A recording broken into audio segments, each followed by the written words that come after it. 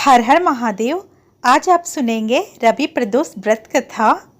रविवार के दिन यह व्रत पड़ने के कारण इसे रवि प्रदोष व्रत कहा जाता है।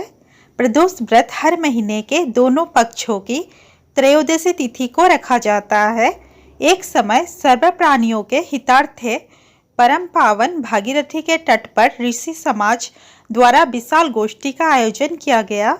इस सभा में व्यास जी के परम शिष्य पुराण वेत्या सूत जी महाराज हरि कीर्तन करते हुए पधारे। सूत जी को आते हुए देखकर सोनकादि 88,000 ऋषि मुनियों ने खड़े होकर दंडवत प्रणाम किया। महाज्ञानी सूत जी ने भक्ति भाव से ऋषियों को हृदय से लगाया तथा आशीर्वाद दिया। विद्वान ऋषिगण और सब शिष्य आसनों पर विराजमान हो गए।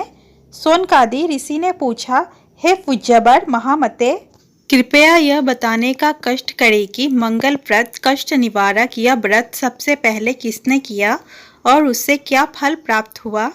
श्री सूत जी बोले, आप सभी शिव के परम भक्त हैं। आपकी भक्ति को देखकर मैं व्रती मनुष्य की कथा कहता हूँ, ध्यान से सुनो। रवि प्रदोष व्रत की कथा के अनुसार एक गांव में अति दीन ब्राह्मण निवास करता था। उसकी साध्वी स्त्री प्रदोष व्रत किया करती थी। उसे एक ही पुत्र रत्न था। एक समय की बात है, वह पुत्र गंगा स्नान करने के लिए गया। दुर्भाग्यवश मार्ग में चोरों ने उसे घेर लिया और वह कहने लगे कि हम तुम्हें मारेंगे नहीं, तुम अपने पिता के गुप्त धन के बारे में हमें बतला दो। बालक दीन भाव से कहने लगा कि बंधुओं, हम अत्यंत दुखी दिन हैं, हमारे पास धन कहाँ है। तब चोरों ने कहा कि तेरे इस पोटली में क्या बंधा है।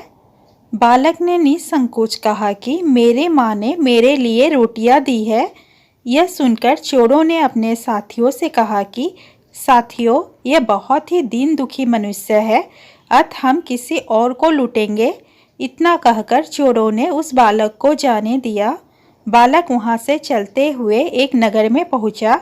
नगर के पास एक बरगद का पेड़ था। वह बालक उसी बरगद के वृक्ष की छाया में सो गया। उसी समय उस नगर के सिपाही चोरों को खोजते हुए उस बरगद के वृक्ष के पास पहुंचे और बालक को चोर समझकर बंदी बना राजा के पास ले गए। राजा ने उसे कारावास में बंद करने का आदेश दिया। ब्राह्मणी का लड़का जब घर नहीं लौटा तब उसे अपने पुत्र की बड़ी चिंता हुई। अगले दिन प्रदोष व्रत था। ब्राह्मणी ने प्रदोष व्रत किया और भगवान शंकर से मन ही मन अपने पुत्र की कुशलता की प्रार्थना करने लगी। भगवान शंकर ने उस ब्राह्मणी की प्रार्थना स्वीकार कर ली। उसी रात भगवान शंकर ने उस राजा को स्वप्न में आदेश दिया कि वह बालक चोर नहीं है, उसे प्रातःकाल छोड़ दे, अन्यथा उसका सारा राज्य वैभव नष्ट हो जाएगा। प्रातःकाल राजा ने शिव जी के आज्ञा अनुसार उस बालक को कारावास से मुक्त कर दिया। बालक ने अपनी सारी कहानी राजा को सुनाई। सारा वृत्तांत सुनकर राजा ने अपने सिपाहियों को उस बालक के घर भेजा और उसके माता पिता को राज दरबार में बुलाया। उसके माता पिता बहुत ही भयभीत थे।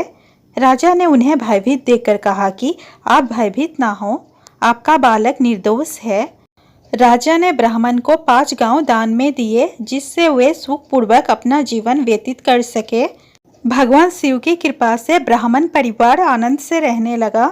अतः जो मनुष्य रवि प्रदोष व्रत को करता है वह सुखपूर्वक और निरोगी होकर अपना पूर्ण जीवन व्यतीत करता है तथा उसके जीवन में खुशहाली आती है। प्रेम से बोलिए भगवान शिव शंकर की जय, माँ पार्वती की जय। दोस्तों, वीडियो अच्छा लगा हो तो प्लीज़ वीडियो को लाइक, शेयर और चैनल को सब्सक्राइब करना ना भूलें। धन्यवाद।